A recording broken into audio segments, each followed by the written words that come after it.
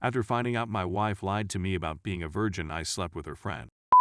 2 years had passed since we tied the knot, and we'd been together for 4 years before to that. Her first date with me was marked by the revelation that she had never been in a relationship with anybody else. She accomplished all of this on her own, with no encouragement from me. I had also told her that I had never been in a relationship with anybody else up until that time in my life. As a result, she was never in the dark about what had happened, since I never told her or gave her any reason to assume it would have been a deal breaker for me. Consequently, she had little motivation to lie in the first place, and much less motivation to continue lying once she had done so. Until the night before our wedding, we shall refrain from doing the act, so it may be special for her. It was revealed to me that she had lost her virginity 2 years previous to our meeting throughout the course of the following month and a half. If I'm being really honest, it's a bit startling, but it's something I can handle. It gets worse since one of these guys is someone with whom she demanded I be friends, and as a consequence, she has forced me to go on dates with him and his girlfriend, which I find to be very disrespectful. My stomach hurts just thinking about this one in particular. Now that the weight of lying has been removed off her shoulders, she tells me she feels fantastic about herself and that she is feeling a whole lot better in general. As soon as I looked at her for a few minutes, she changed abruptly, as if she had sensed my presence. As soon as she sees me, she begins shouting and berating me for making her feel so awful about herself. With little more than 3 minutes on the clock, she had called me names like juvenile, wimp, and a slew of other harsh adjectives that I can't even recall now. I just sat there and took it all in, and the only thing I could say to her was that I was sorry for making her go through what I had gone through. It was a dreadful experience. To which she responds by throwing a plate at me, which smacks my skull, resulting in the need for 3 stitches to repair the damage. The fact that we hadn't even raised our voices at each other before that night was a complete surprise to us. The woman showed genuine guilt for striking me with the plate and apologized to me as I was leaving the emergency room. I appreciated her candor and understanding. Given that I was suffering from a pounding headache, I promptly went to bed as soon as I arrived at my residence. When she wakes up the next morning, she is already thinking about what I am going to do to get over this. She is absolutely correct. I told her that I had no idea what she was talking about because there really wasn't anything to get over other than the fact that she was forcing me to hang out with someone with whom she had previously had relations. She seemed genuinely surprised that I didn't know what she was talking about. The frustration she feels with this kind of verbal engagement becomes worse over the course of a week. This was my first error, and I'll confess that it was brought on by the stress of the circumstances and the frequent arguing. In the toilet, I sobbed my heart out, since I have been labeled as a freak for being virgin till my wedding night. I'm quite aware that this isn't very macho, but everything was hitting me at the exact same moment. Because I didn't want to irritate her, I spoke in quiet tones. It's as if she's angry by my overreaction rather than asking what's wrong or, God forbid, calming me when I'm unhappy. She's absolutely correct. Take note, she's responsible for starting every single discussion on this issue to this point in time. As a result of her foreboding that I would act like a little about it, she claims she purposefully did not warn me of this. Now, almost all of our friends are aware that she and I have a tense relationship at this point. I'm certain that at least a few of them are aware of the situation.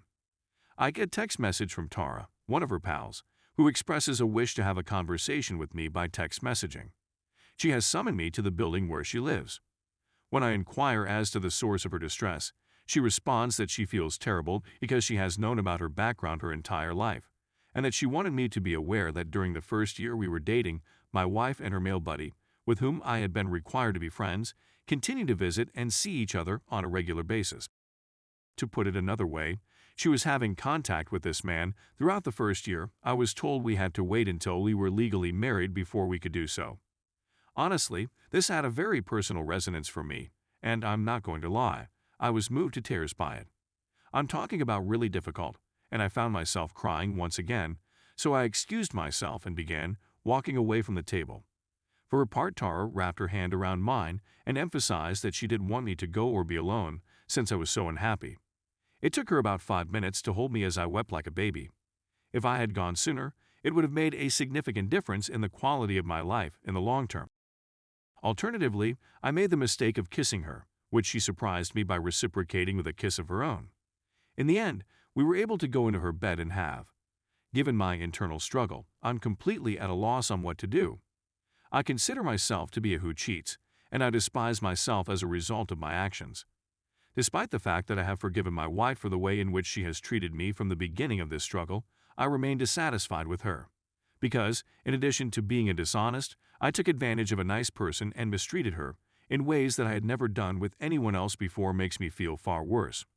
A further source of frustration is the fact that I believe I have developed emotions for her, and unless I am misreading the situation, I believe she has as well. My wife has a legal right to know, therefore I'll have to inform her as quickly as feasible of the situation. Someone or something has made a tremendous mistake in my life. Story 2. Got cheated on and found out on my birthday. My conversations with this girl at college had progressed to the point where things were becoming serious, so we decided to be exclusive for the winter break. Everything was going well until after Christmas, when she became aloof and withdrawn.